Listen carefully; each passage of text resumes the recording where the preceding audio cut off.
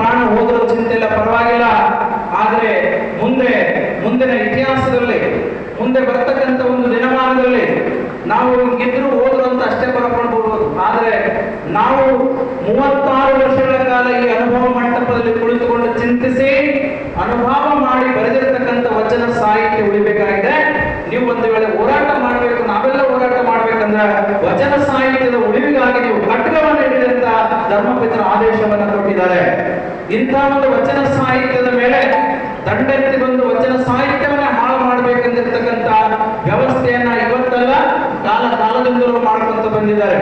ಇವತ್ತು ಒಂದು ಮಾತನ್ನ ಬಹಳ ಗಟ್ಟಿಯಾಗಿ ಹೇಳಕ್ಕೆ ಇಷ್ಟಪಡ್ತೀನಿ. ಇವತ್ತೇನು ಪರಮ ಪೂಜ್ಯರು ಸುಮಾರು 300 ಜನ ಸ್ವಾಮೀಜಿಯವರು, ಮಾತಾಜಿಯವರ, ಅಪ್ಪಾಜಿಯವರ ಹಾಗೂ ಬಸವಾದಿ ಪ್ರಮುಖರ ಸತ್ಸಂಕಲ್ಪವನ್ನು ಇಟ್ಕೊಂಡು ಲಿಂಗಾಯತ ಧರ್ಮದ ನೋಡಿ, ಒಬ್ಬ ವೀರಶೈವ ಏನು ಶಿವಯೋಗ ಮಂದಿರದ ಆವಾಗಿನ ಅಧ್ಯಕ್ಷ ಸ್ವಾಮಿಗಳು, ಮಾತಾಜಿಯವರು ಇನ್ನೇನು ಹೋಗ್ಬಿಡ್ತಾರೆ, ಅವರು ಸತ್ತೋಗ್ಬಿಡ್ತಾರೆ, ಹಾಗಾಗಿ ಭೋಗಗಳಿಂದ ತುತ್ತಾಗಿದ್ದಾರೆ, ಇನ್ನ ಲಿಂಗಾಯತ ಧರ್ಮದ ಹೋರಾಟ ಮುಗಿದು ಬಿಡುತ್ತದೆ ಅಂತ ತಿಳ್ಕೊಂಡು ಹೇಳಿದ್ರು. ಮಾತಾಜಿಯವರ ಸಾವನ್ನ ಬಯಸಿದ್ರು. ಇವತ್ತು ತಿಳ್ಕೋಬೇಕು, ಅವಾಗ ಮಾತಾಜಿಯವರು ಒಂದು ಕರೆಯನ್ನ ಕೊಟ್ಟರು. ನನ್ನ ಸಾವನ್ನ ಇವತ್ತು ಸಂಭ್ರಮಿಸ್ತಕ್ಕಂಥ ಮನುವಾದಿಗಳು, ನನ್ನ ಸಾವನ್ನ ಸಂಭ್ರಮಿಸ್ತಕ್ಕಂಥ